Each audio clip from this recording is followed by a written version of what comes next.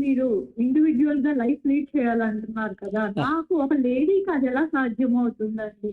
ఎవరి సపోర్ట్ లేకుండా చేయడం అనేది. హ్మ్. అంటే I want to be like that. Right. Right. ఎక్కువ డిపెండెన్సీ అయిపోయింది వేరే ఎక్స్‌ప్లెయిన్ వాళ్ళ చేస్తాను. మీద. అది తగ్గించుకోవాలి అని.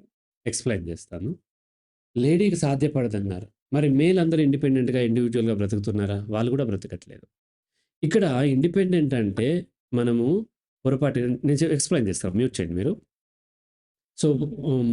పొరపాటు ఏంటి అనంటే ఇండిపెండెంట్ అంటే ఫైనాన్షియల్ ఇండిపెండెంట్, సోషల్ ఇండిపెండెంట్ అనుకుంటాం. Emotionally independent. నేను సహాయం తీసుకుంటూ ఉంటాను. కానీ వాళ్ళు నాకు చేస్తారు అనే ఆశతో ఉండట్లేదు. రైట్? నేను ఎవరి సహాయం మీద ఆశపడట్లేదు. అవసరమైంది అడిగాను. చేస్తే ఓకే. చేయకపోతే మరెలా చేయాలో ట్రై చేస్తూ ఉంటాను తప్ప, నాకు చేయలేదు, వాళ్ళు నా బంధువులు, వాళ్ళు చేయలేదని బాధపడుకుంటూ కూర్చుంటే ఏమవుతుంది? మరింత నేను కుంగిపోతూ ఉంటాను.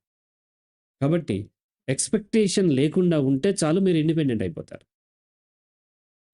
వాళ్ళు చెయ్యాలా? వద్దా? అనేది మీకు ఎక్స్‌పెక్టేషన్ ఉందా? లేదా? అనే దాన్ని బట్టి చేయరు. మీకు సామర్థ్యము, మీ అవసరం వాళ్ళకుంటే చేస్తారు. లేకపోతే లేదు. కాబట్టి మనం ఏం చేస్తున్నామంటే ఎక్స్‌పెక్టేషన్‌తో బ్రతుకుతున్నాము.